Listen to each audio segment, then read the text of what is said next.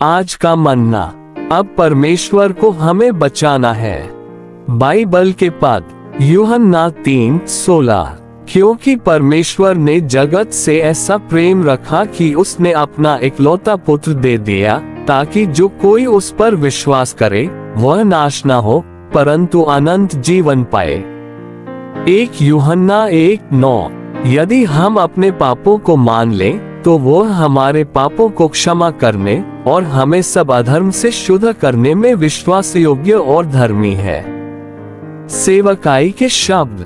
प्रभु यीशु के पृथ्वी पर आने और क्रूसीकृत किए जाने से पहले परमेश्वर के लिए हमें बचाने से इनकार करना ठीक होता। परमेश्वर हमें बचाए बिना छोड़ सकते थे।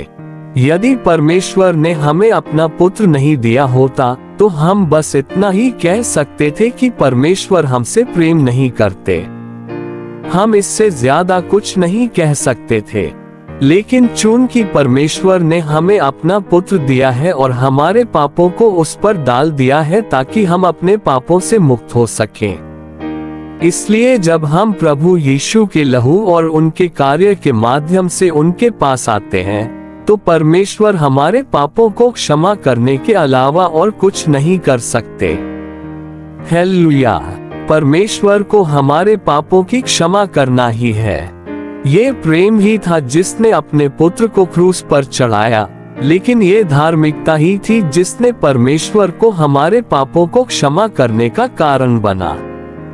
परमेश्वर के प्रेम के माध्यम से हमारे लिए क्रूस का कार्य पूरा हुआ।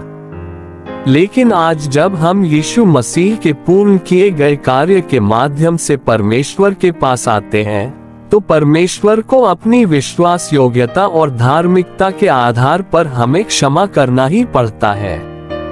इसलिए यदि प्रभु यीशु नहीं आए होते तो परमेश्वर हमें बचाने के लिए स्वतंत्र नहीं होते। लेकिन अब जब प्रभु यीशु मर चुके हैं, भले ही परमेश्वर हमें बचाने से नाखुश हो, लेकिन सख्ती से कहें तो उन्हें अभी भी ऐसा करना है। हालेलुया। परमेश्वर उन सभी को क्षमा करने से इनकार नहीं कर सकते जो उसके पास आते हैं। मैं चिल्लाकर कहना चाहता हूं कि यह सुसमाचार है। आमीन।